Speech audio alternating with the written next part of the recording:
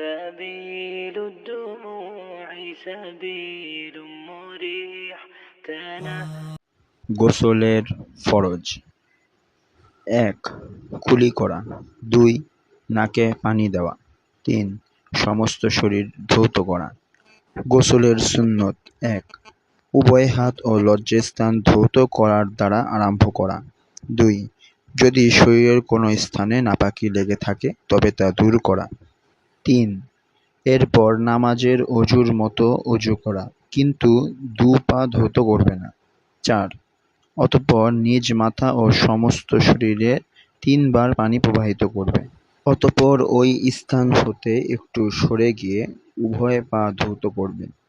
গোসলের সময় চুলের গোড়ায় পানি পৌঁছে গেলে মহিলাদের জন্য খোপা বা বেণী খোলা আবশ্যক নয়। ভিডিও ভালো লাগলে লাইক ও সাবস্ক্রাইব করে আমাদের পাশে থাকুন।